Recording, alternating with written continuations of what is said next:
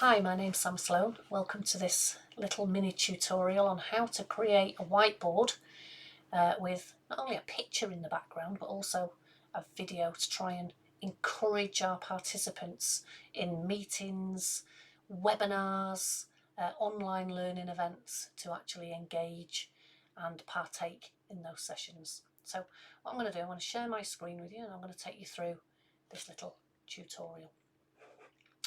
So I'm just going to share my PowerPoint deck just so you can keep seeing me on the little camera in the corner, and I'm going to basically show you how it is that I create and build from scratch.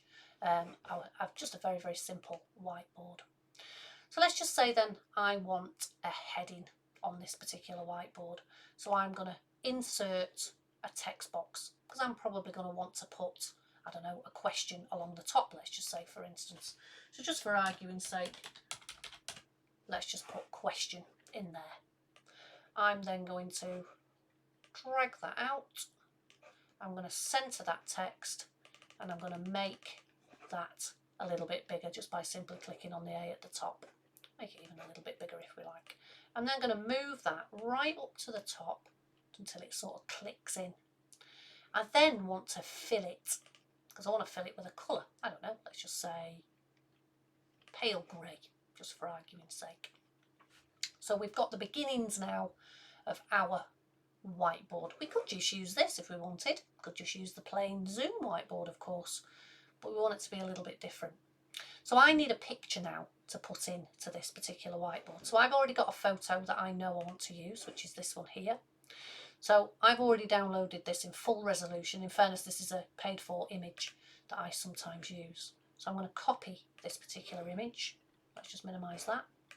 And then I'm going to paste it in. But look what happens. It's kind of pasted it in a funny way. It's given me design ideas along that right hand side, but I don't want those just for the moment.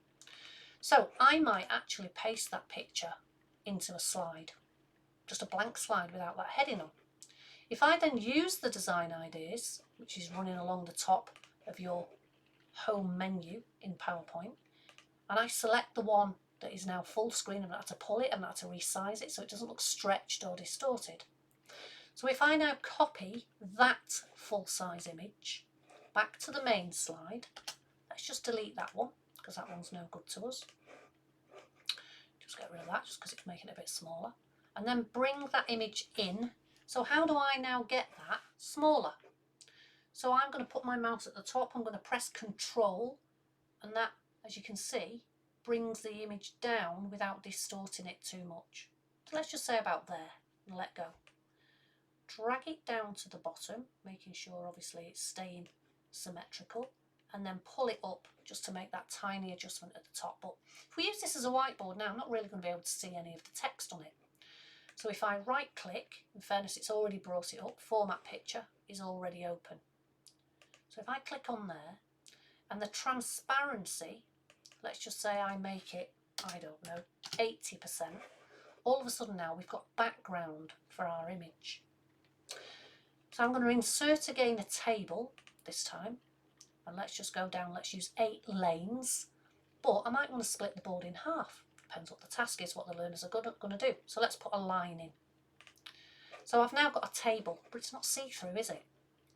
So let's just position that table. As you can see, it snaps. So how can I now, if I just move that over, how can I make this clear so it's see-through? So I've made sure that it's highlighted. Go into shading and go into no fill. So it's now see-through. I want all of the borders on because I want to give my learners lanes, and I'm going to select all borders. I'm then going to pull it across, pull it down, and then if I wanted to make that full screen, for instance, I've got ZZ Sam on my second machine, and I could ask ZZ Sam to type a very quick hello, for instance, and then you can see that working and using that as a whiteboard. I can then, if I wanted to, as the host and facilitator, use the select tool, and I can move that text around, for instance, if people type over each other. Okay, but that isn't necessarily the purpose of this video. It was, how do we create a video whiteboard, which is one of the things that we show, of many things that we show you in our programs for upskilling. So let me just make that now back to, let me just escape out of it. Oh, if it lets me, I shut that back down. For some reason, yeah, there we go. I end up having to just shut the toolbar down before it allows me to do anything. So we've got our slide in. I can get rid of that little annotation there by just simply clicking clear, and then I'll close that back down again. But we want a video in here. So I want to get rid of that image that I popped in just a second ago. And I've downloaded an image just before we came on to the session. So what I'm going to do now is I'm going to bring in an image that is already downloaded. Like I've said, here it is. So even if I click it, and click copy, if I wish to do it that way, and then just Control and V that video into that particular slide. Look what it's done already. It's actually snapped it into place. If I wanted to, I could duplicate that slide. I've already got the table. I could move the table off to one side. I could delete that picture and I could paste it into there. But now, of course, it's all different sizes and it's over the top. And how do we do all of this now? So what's going on with this? So we want to resize this video. So if I just make that just a little bit smaller, you can probably see what it is that I'm doing. Again, control button, and just drag that video just to make it a little bit smaller, and then drag it into place. As you can see there, it's kind of snapped into place. But it's actually still quite bright. So we're back down to format video. And now I tend to use either the recolor, potentially use, sometimes works, or I can just go back off that. Or sometimes I also do it this way as well, and just using the contrast and however it is that I want to do it. Whichever way then you want to go in the contrast, you can make it paler, you can make it darker, whichever way it is that you want to do it. And then of course your learners can then start to use that to type on in just a moment though. So let's just leave it there just for a second. So I've now got the grid behind.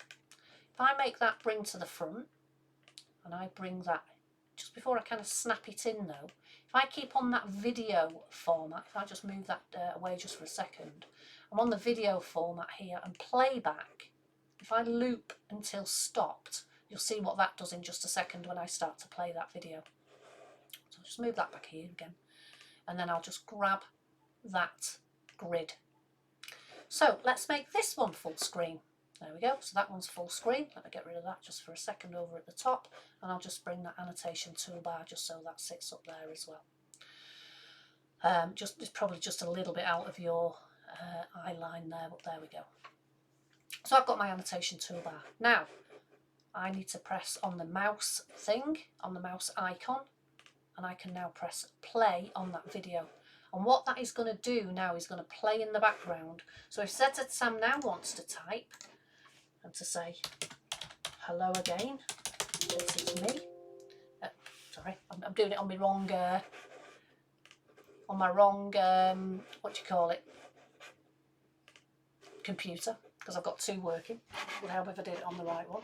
So if I go on to text and type and then put hello again, just like I did a second ago, and then you'll see that one come in, and I can go into my select tool, and I of course have the learners typing on there as well. But we seem to have lost the grid, probably because I've just been on my computer. I've very probably just deleted it. But nonetheless, that is pretty much how we get a video whiteboard in. So I may well have just selected undo, for instance. Oh no, it's there, it's because it's what I went down to that board. And that is pretty much how we do it. It's very simple in a sense, but also a few steps to make sure it actually works. So the key really is for when you get into full screen, is then when you press that next click forwards, that will continue to loop, and that's exactly what your learners can then type on as they are going through the session. Okay, thanks very much for watching, guys. Let me know how you get on. It would be fascinating to see you giving that a go, and of course the inventive ideas that you could actually sit behind whatever it is that you're discussing within your sessions, etc., and how you can really bring that to life. So pop that in the comments as well. Let me know how you get on. Thanks guys.